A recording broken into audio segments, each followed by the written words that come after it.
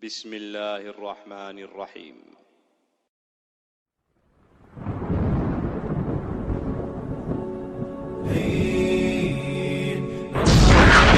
سوف يعلمون أن نحن المسلمون قادمون نرفع الرايات سوف يعلمون أن نحن. Ada 3 prakondisi sebelum munculnya Al-Mahdi. 1. Perselisihan antar manusia. 2. Gempa-gempa. Dan 3. Bumi dipenuhi dengan kesewenang-wenangan dan kezaliman. Hadisnya berbunyi sebagai berikut: Ubashirukum bil mahdiyyi yub'atsu fi ummati ala ikhtilafin minan nasi wa zalazil fayamla'ul ardu qistan wa 'adlan kama muliat jawran wa zulman. Kata Nabi Muhammad sallallahu alaihi wasallam, aku kabarkan berita gembira mengenai Al-Mahdi yang diutus Allah ke tengah umatku ketika banyak terjadi perselisihan antar manusia. 1. Dan gempa-gempa. 2. Al-Mahdi akan memenuhi bumi secara merata dengan keadilan dan kejujuran sebagaimana sebelumnya bumi dipenuhi secara merata dengan kesewenang-wenangan dan kezaliman. 3. Ya, jadi jika 3 prakondisi ini sudah muncul di tengah dunia, maka kita harus bersiap-siap bahwa boleh jadi Al-Mahdi keluarnya sebentar lagi. Dan saya termasuk orang yang khawatir bahwa memang 3 perkara ini sekarang sudah lengkap.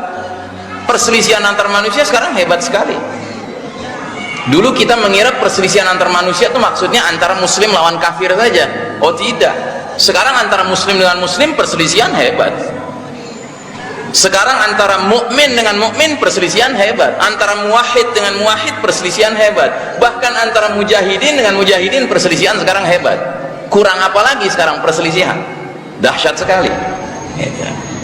Berarti prakondisi pertama sekarang sudah cukup matang. Kedua, gempa-gempa. Gempa juga sekarang sudah semakin sering.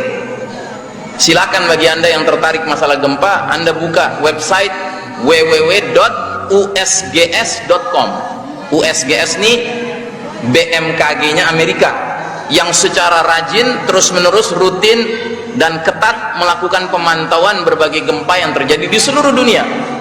Nanti di situ dilaporkan koordinatnya di mana, titiknya, lokasinya, di negara mana, di kota mana, di kampung mana, skala Richternya berapa. Nah, Anda akan terkejut jika melihat website tersebut. Ternyata 20 hingga 30 tahun belakangan ini gempa semakin sering, Pak. Makin sering gempa sekarang. Berarti prakondisi kedua juga sudah hadir sekarang ini. Lalu prakondisi ketiga, Nabi mengatakan Al-Mahdi akan memenuhi bumi dengan keadilan setelah tadinya bumi dipenuhi dengan kezaliman. Kurang apa sekarang kezaliman menguasai dunia? Dan kalau kita katakan kezaliman sekarang hadir, bukan saja di negeri-negeri yang sedang berkembang, bahkan di negara-negara maju juga sekarang kezaliman dahsyat, Pak. Ini nggak bisa dipungkiri. Dan itu padahal pengertian kezaliman baru menurut pengertian umum, Pak, belum menurut pengertian khusus Al-Quran. Al-Quran punya pengertian khusus tentang kezaliman, yaitu diantaranya disebutkan dalam surat Luqman ketika ayah yang bijaksana ini memberi nasihat kepada putranya, ya bunayya la tusyrik billah inna syirka la zulmun azim. Hai anakku, jangan kamu persekutukan Allah, sesungguhnya mempersekutukan Allah adalah kezaliman yang besar. Syirik, mempersekutukan Allah, sekarang sudah dahsyat, Pak. Dan sekarang syirik ini kita tidak fahami sebatas orang pergi ke kuburan itu syirik, tidak. Kita tidak memahami syirik sebatas orang menyembah batu, tidak. Kita tidak memahami syirik sekedar orang pakai jimat-jimat di cincinnya atau pasang isim-isim di tembok-tembok rumahnya, tidak. Itu bisa dikatakan jenis syirik tradisional, dan ini juga rame sekarang. Banyak pejabat-pejabat yang sebelum menjabat dia memastikan dirinya dengan pergi ke orang-orang pintar untuk mendapatkan jimat-jimat supaya bisa lestari kekuasaannya. Ini syirik.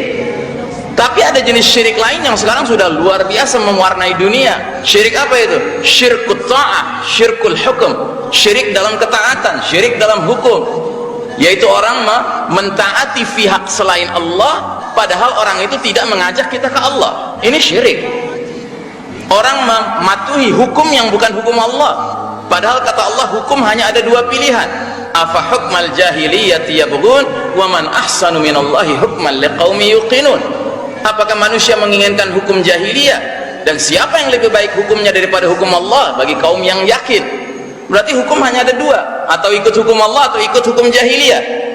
Dalam surat An-Nisa bahasanya atau ikut hukum Allah atau ikut hukum taghut, nggak ada pilihan ketiga. Dan sekarang bukan rahasia lagi, umat manusia ringan-ringan saja mentaati hukum selain hukum Allah. Padahal ini kategorinya bukan dosa kecil, Pak, bukan dosa besar, ini syirik, ini mempersekutukan Allah Subhanahu wa taala. Sebab Allah sendiri yang menyatakan wala yusyriku fi hukmihi ahada, surat Al-Kahfi ayat 26. Allah menyatakan, dan Allah tidak mempunyai sekutu, partner, associate di dalam menetapkan hukum. Nggak ada. Allah nggak memerlukan partner, associate, pendamping, pendukung, asisten untuk merumuskan hukum, nggak ada. Allah lah yang berhak menetapkan hukum. Inil hukmu illa lillah, surat Al-Maidah, Al-An'am ayat 57. Kata Allah, sesungguhnya hak menetapkan hukum hanyalah milik Allah Subhanahu wa taala. Tetapi dalam sistem kepemimpinan dunia sekarang, sistem hukum dunia sekarang, bukan rahasia lagi manusia menjadi penyusun hukum. Iya kan? Sehingga halal haram bisa berubah. Dulu haram homoseksual, laki-laki nikah dengan sesama laki-laki. Tetapi ketika sudah banyak mereka yang mendukung gagasan ini dan mereka bisa memperjuangkannya di tempat yang namanya tempat legislatif itu, maka suatu ketika dia akan menjadi halal, sebagaimana yang terjadi di Amerika sekarang ya. Makanya saya sering mengatakan, kita di Indonesia ini sebenarnya dibodoh-bodohin dengan istilah yang canggih-canggih. Coba Anda tanya sama tukang ojek, Bang, Alek apaan sih? Pasti nggak ngerti dia. Anda tanya tukang ojek, Alek, Anda tahu nggak Alek artinya apa? Dia nggak ngerti. Akhirnya kita jelaskan, Bang, Alek itu kepanjangan anggota legislatif. Nah, kita tanya lagi sama dia, ente ngerti nggak anggota legislatif apa? Nggak ngerti dia. Iya kan? Dan mungkin banyak orang nggak ngerti, Pak. Kalau ditanya anggota legislatif apa, dia bilangnya wakil rakyat. Wakil rakyat yang memperjuangkan aspirasi rakyat. Tidak.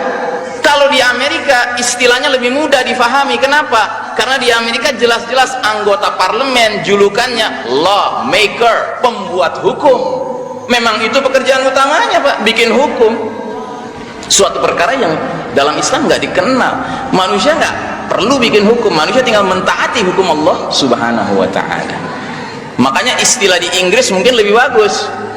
Gedung parlemen itu disebut House of Lords, ya kan? Rumahnya para tuhan berkumpul. Gitu. Tuhan-tuhan palsu, Pak. Ya kan? Ittakhadhu ahbarahum wa ruhbanahum arbaban min dunillah. Begitu bahasa Al-Qur'annya. Mereka orang-orang Nasrani menjadikan orang-orang alim mereka, ahli ibadah mereka sebagai tuhan-tuhan selain Allah.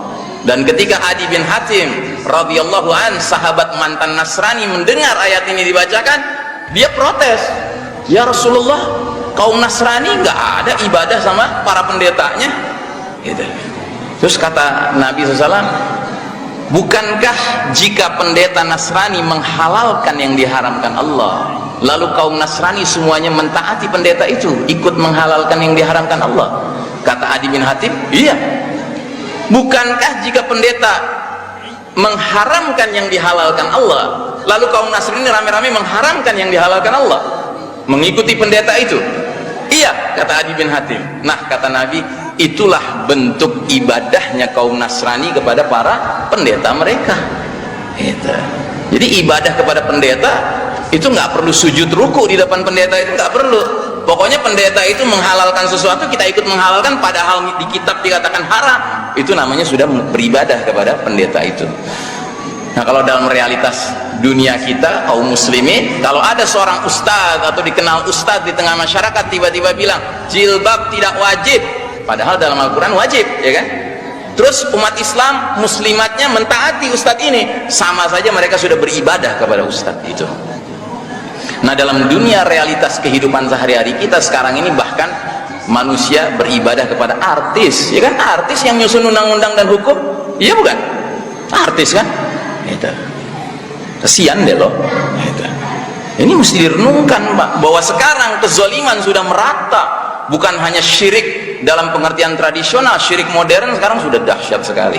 Nah, jadi saudaraku rahimakumullah, yang menarik ketika Nabi menyebutkan 3 prakondisi ini yang sebenarnya kalau kita amati terasa tidak enak. Ya, siapa sih yang suka dengan perselisihan? Nggak ada yang suka perselisihan. Siapa yang suka dengan gempa? Semua orang khawatir dengan gempa. Dan siapa yang suka dengan kezaliman? Nggak ada orang suka dengan kezaliman. Tapi yang menarik, Nabi menggunakan kata-kata ubasyirukum, ku kabarkan berita gembira kepada kalian dengan bakal diutusnya Al-Mahdi saat apa? Saat terjadinya perselisihan antar manusia, gempa-gempa, dan dunia dipenuhi dengan kezaliman. Nah, jadi saudaraku rahimakumullah, kalau Anda lihat perselisihan sekarang, yang paling penting Anda kemudian tidak ngotot terlibat dalam perselisihan itu di pihak sini atau di pihak sana, tapi Anda harus berhusnuzon kepada Allah. Wah, ini sudah makin dekat nih Al-Mahdi datang. Itu yang harus Anda miliki, gitu. Jangan menjadi pendukung sepenuhnya terhadap sesuatu dan jangan menjadi penentang sepenuhnya terhadap sesuatu, ya kan? Hati-hati, karena boleh jadi ini bahagian dari perkara yang sifatnya belum tersingkap, kecuali kalau Al-Mahdi sudah muncul nanti. Baik, oleh karenanya kalau kita kaitkan dengan hadis ringkasan sejarah umat Islam, maka kemunculan Al-Mahdi sangat cocok jika terjadi di ujung babak keempat, babak yang sedang kita jalani sekarang ini, ya. Jadi Nabi mengatakan bahwa perjalanan umat Islam ini diawali dengan era kenabian, babak kenabian, an-nubuwah, ya.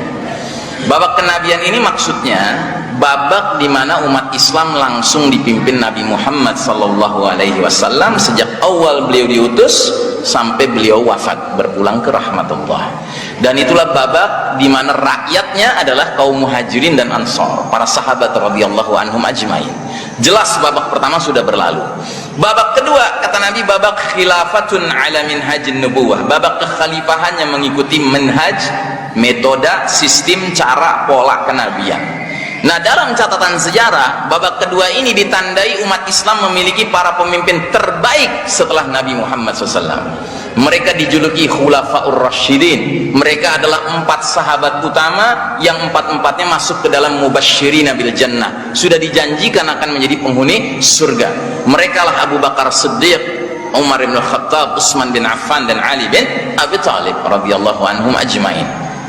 Nah, babak kedua ini juga jelas sudah berlalu. Terus kata Nabi akan muncul era atau babak mulkan adon, raja-raja yang menggigit. Nah, itulah dalam catatan sejarah era kepemimpinan para khalifah-khalifah dengan menggunakan sistem khilafah. Namun sayang, pola pergantian khalifahnya menggunakan pola kerajaan turun-temurun.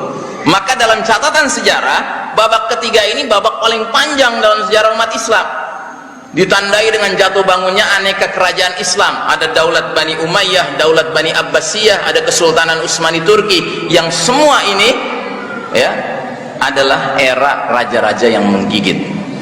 Kenapa disebut menggigit? Ulama berbeda pendapat. Ada yang mengatakan disebut menggigit karena pengertiannya menggigit Al-Quran dan Sunnah, yang beda dengan zaman para Khulafaur Rasyidin yang menggenggam Al-Quran dan Sunnah. Menggenggam lebih kuat daripada menggigit. Karena apa? Karena kalau kita naik gunung pakai tali, kita genggam talinya, itu lebih aman daripada gigit talinya. Begitu lepas sedikit jatuh. Pengertian kedua, menggigit adalah munculnya para khalifah-khalifah yang tidak sedikit di antara mereka zalim, memang zalim, menggigit rakyatnya, gitu. Nah, tetapi di zaman itu kaum muslimin menyadari betapapun secara pribadi khalifahnya zalim, tapi dia masih berperan sebagai khalifah, yang berarti apa? Dia berusaha untuk memenuhi kriteria ulil amri minkum, sebagaimana dijelaskan Al-Quranul Karim, fa in tanaza'tum fi syai'in farudduhu ilallahi war rasul in kuntum tu'minuna billahi wal yaumil akhir. Bila kalian berselisih pendapat tentang suatu perkara, kembalikanlah urusan kepada Allah, Al-Quran dan Ar-Rasul, As-Sunnah, jika kamu orang-orang beriman yang benar-benar beriman kepada Allah dan hari akhir. Sehingga seorang Imam Ahmad bin Hambal yang dizalimi oleh khalifah waktu itu karena dipaksa mengeluarkan fatwa pesanan khalifah, tapi dia tidak mau tunduk, maka dia dipecut, dia dijilid, dia dipenjara, dia disiksa, tapi dia tidak melawan. Karena dia sadar, biar bagaimanapun ini ulil amri minkum, pemimpin di antara orang-orang beriman yang harus tetap dihormati, jangan dilawan gitu. Nah,